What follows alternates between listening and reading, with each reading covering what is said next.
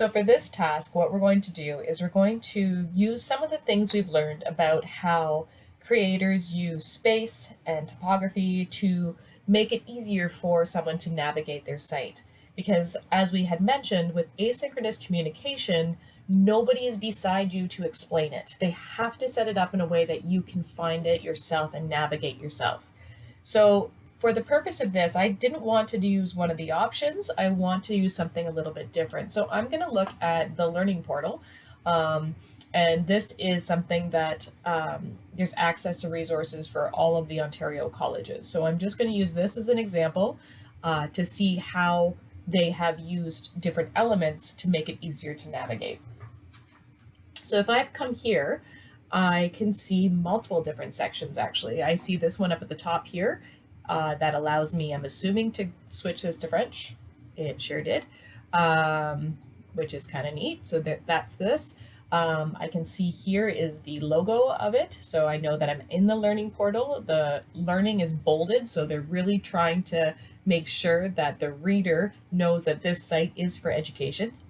I've got a search bar here, so it's got a different section. So it's got a contrasting color here that stands out, and I can type in what I need to here.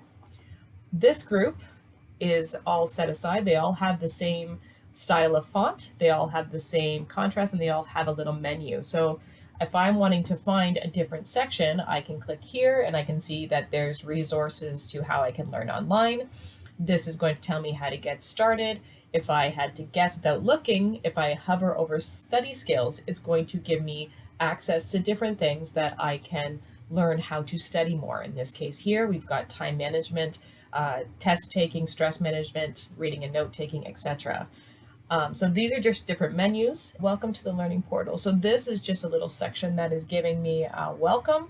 And once again, there's that different font. So that is showing me it's a hyperlink. So if I move my mouse over it, it's going to switch from being the text cursor to the hand, which once again is telling me this is where you're going to be able to link to another page. If I look here, I've got these nice icons, and they actually look like they're the exact same as here. Where do I begin? Yes, study skills, research, writing, and they're in the same order. So once again, instead of having a menu that's going to allow me to pick what I want, I have a feeling if I click on study skills, it's going to jump me to a different site that will have those same topics, and there they are. So it's just laid out a little bit different. It's using images instead of up here where it was just text. So now I get to see the clock, which helps me with time management.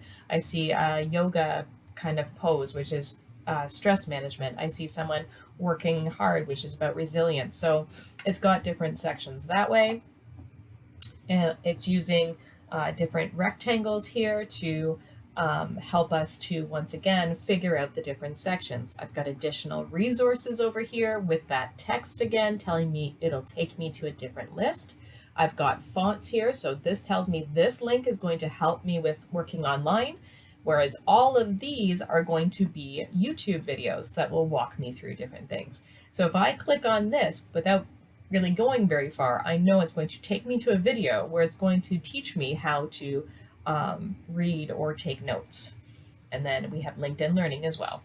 So, and at the bottom here is where you can sometimes find your date when it was updated, talks about copyright sometimes, that kind of thing. So you can really see how the different colors, the icons, the placement, the spacing, this empty space here between the rectangles help you chunk the information so that you can navigate a site that you've never been to before.